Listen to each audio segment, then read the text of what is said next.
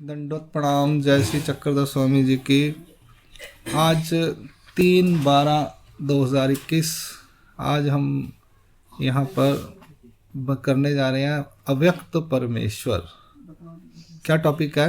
अभी हमने जीव का स्वरूप के बारे में किया। सबसे पहले हमने किया ब्रह्म विद्या, तो उसके वीडियोस नहीं बने।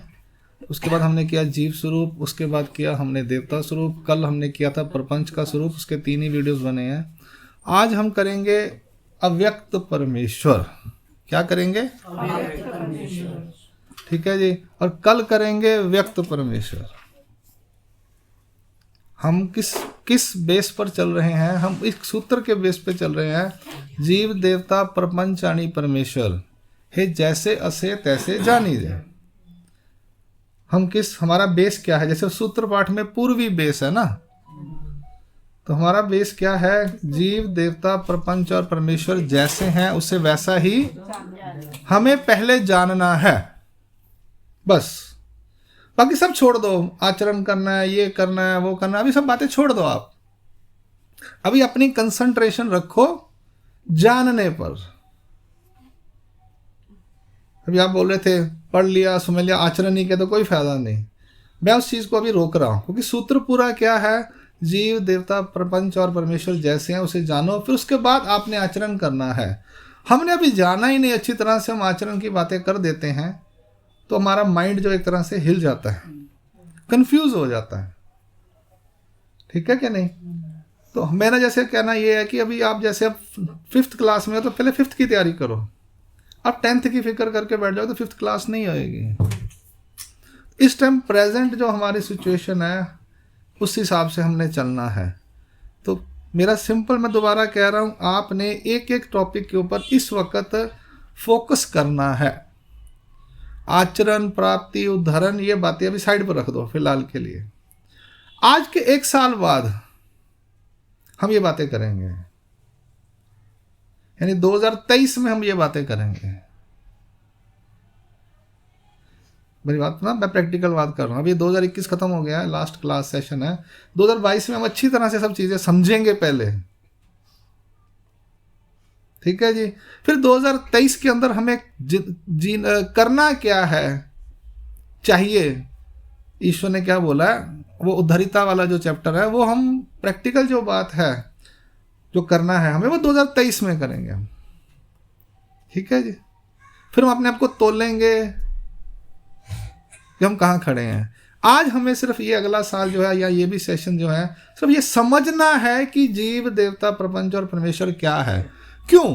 क्योंकि हम लोग टीवी देखते हैं, लोगों से बातें सुनते हैं, तो वो बातें हमारे दिमाग में बचपन में बैठ गई हैं। पहले उसको क्लैरिफाई कर लीजिए, फिर बाकी की जो शेष जिंदगी है हमने आचरण ही करना है। फिर पढ़ाइयाँ थोड़ी करनी है ये वाली, इसे में मालूम चल जाएगा, सब कुछ क्लियर हो जाएगा। ठीक है। तो हम अव्यक्त परमेश्वर की बात करते हैं। पहले ये सूत्र हैं, देखिए 14 सूत्र लिखे हुए हैं। ये परमेश्वर है अव्यक्त।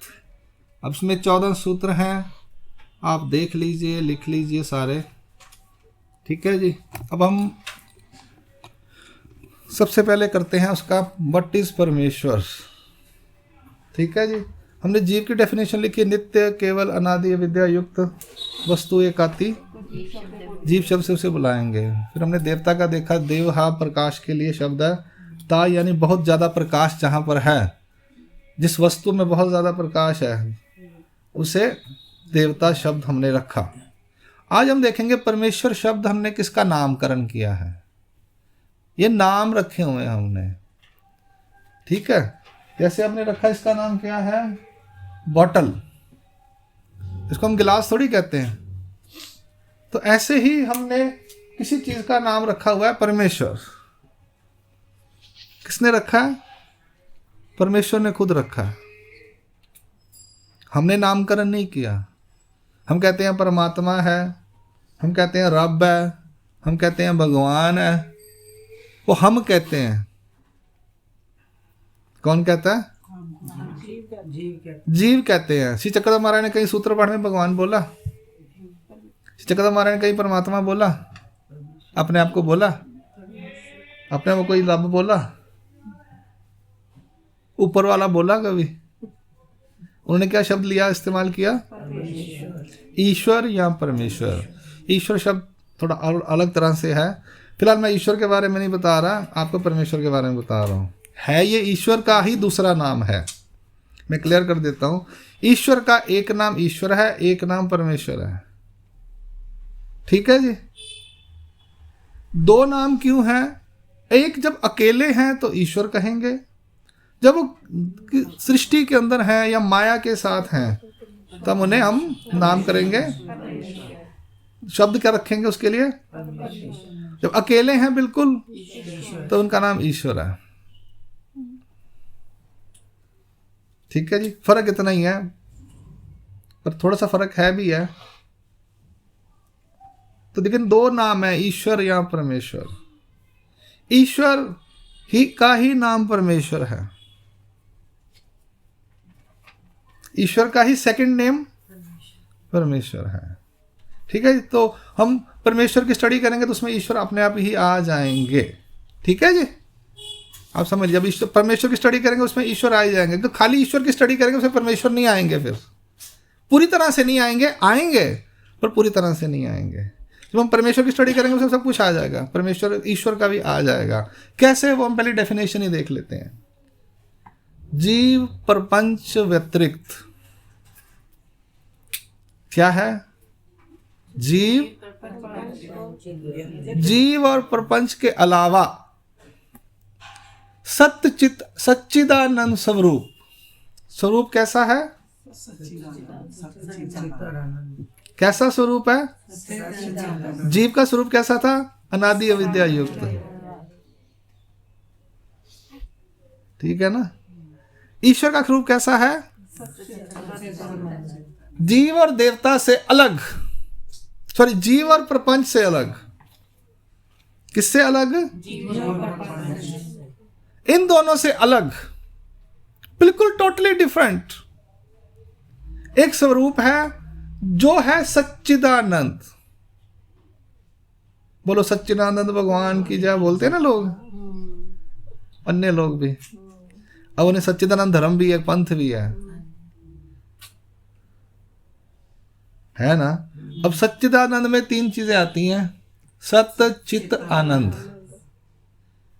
ठीक है जी। उसमें ये भी हमारा विषय नहीं है, अभी हमारा वो टॉपिक नहीं है, उसका टॉपिक अलग से होगा। तो वो स्वरूप है, कैसा स्वरूप है? सच्चिदानंद स्वरूप है। आप इसको अंडरलाइन कर लीजिए, स्वरूप कैसा है? एक स्वरूप है जो सच्चिदानंद स्वरूप है, वो जीव और प्रपंच से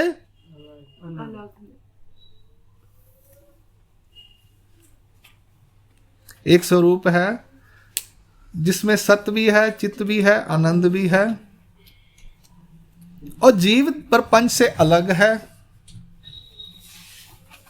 उसका नाम रख दिया हमने, उस स्वरूप का नाम क्या रखा?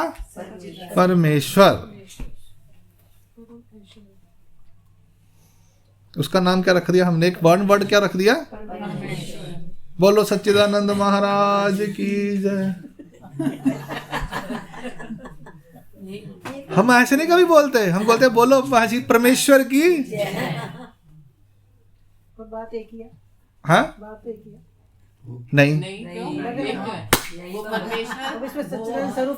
सत्य में सत्य शब्द ब्रह्म बोली चीज, उसमें माया आ गई तो माया की जयकार कैसे बोल देंगे हम? देखो सारे खुश हो गए, तो सच्चिदानंद महाराज की जय बोली तो हम लोग कभी नहीं बोलते। अन्य लोग जब बोलते हैं वो माया को बोलते हैं, ब्रह्म को बोलते हैं। वहां पे सत शब्द क्या है? बोलो ना, आपको सब कुछ मालूम है, आपने सब पढ़ा हुआ है, आप लोगों ने सब पढ़ा हुआ है, इसलिए आपको आसानी से समझ आ रहा है। अब नहीं पढ़े होते तो आपको ये मुंह ब्लैंक होते हैं, पता नहीं क्या बोली जा रहे हैं। जिन्होंने महावाक्य नहीं पढ़े उनके मुंह ब्लैंक है, पता नहीं क्या बोली जा रहे हैं। तो चाहिए ना, जिन्होंने महावाक्य पढ़े उनको तो समझ आ रही, हाँ बड़ा आनंद आ रहा है उनको। तो हमने कभी बोला सच्चिदानंद भगवान की जय? कभी बोला जय किसने? हाँ, दूसरे धर्म वाले बोलते ना, इस्कॉन वाले बोलते हैं, बाकी बोलते हैं ना, जो कथावाचक होते हैं वो बोलते हैं सच्चिदानंद भगवान की। हम कभी नहीं बोलते, लेकिन हम कह रहे हैं सच्चिदानंद स्वरूप है वो। हम छाती ठोक के कह रहे हैं, लिख के दे रहे हैं कि सच्चिदानंद स्वरूप है। माया का स्वरूप पकड़ लिया। सच्चिदानंद में 3 चीजें आ गई, ब्रह्म स्वरूप भी है, माया स्वरूप भी है और ईश्वर स्वरूप भी है। वो लोग क्या है, वो माया को और ब्रह्म स्वरूप पर ज्यादा महत्व देते हैं। उन्हें परम ईश्वर का ज्ञान ही क्यों नहीं है। वो आखिर की लाइन में लिख दी, परमेश्वर है, परमेश्वर जानिए। सच्चिदानंद चैनल भी है, शायद टीवी पे बड़ा आता है। कृपालु महाराज जो भी हैं वो आते हैं सब। तो कहने का मतलब शॉर्ट में ये है कि हम लोग सच्चिदानंद स्वरूप को, अस्तित्व को ही मानते हैं, पर हम उसके लिए शब्द यूज करते हैं परमेश्वर।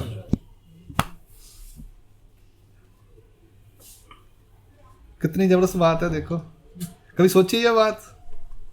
स्वरूप है, उस स्वरूप का नाम है परमेश्वर, पर वो स्वरूप कैसा है, सत्य चित आनंद वाला स्वरूप है। तो है सच्चिदानंद स्वरूप परमेश्वर एकुआती, एक ऐसा स्वरूप है, बस एक ही है, 2 नहीं है। जीव अनंत है, देवताओं की गिनती है, संख्या है, परमेश्वर कितने हैं, स्पष्ट लिखा एक। वहां पे क्या था, वस्तु एक, वस्तु आती, एक आती, तो वहां पर एक जीव के बारे में बताया गया था। ठीक है जी, डेफिनेशन में एक चीज की डेफिनेशन होती है, सिंगुलर की बताई जाती है, बाद में हम बताते हैं कितने। हम यहाँ पे क्लियर कर रहे हैं कि परमेश्वर स्वरूप अनंत नहीं है। हाँ, अव्यक्त की बातें चल रही हैं यहाँ पे जितनी, आप एक पहले याद रख लो, ये जितनी बातें सब अव्यक्त के बारे में हो रही हैं। अवतार की बात नहीं करनी अभी आपने, ना सोचनी है। अवतार मतलब व्यक्त, जब प्रकट होता है उसे अवतार कहते हैं। उसके बारे में मत सोचो अभी आप, उसकी क्लास कल लगेगी। कल हम ये पढ़ेंगे कि ये निराकार से अव्यक्त से व्यक्त कैसे होते हैं, उसके रूल्स क्या हैं। और अगली बार हम हर एक अवतार के बारे में स्टडी करेंगे। श्री कृष्ण भगवान, श्री दत्तात्रेय महाराज, चक्रसुंदर, हर एक स्टडी लग रही है। मैं बोल रहा था क्लास 4 दिन कम से कम चलेगी, 5 दिन भी हो सकते हैं अगर एक एक अवतार को अच्छी तरह से समझना 1 दिन के अंदर, 2 घंटे के अंदर। तो फिलहाल वापिस आते हैं। अव्यक्त जीव प्रपंच के अलावा एक स्वरूप है जो है सत्यचित आनंद वाला, उसका नाम रखा है परमेश्वर। ऐसा एक स्वरूप आती यानी इस ब्रह्मांड में, इस सृष्टि में है।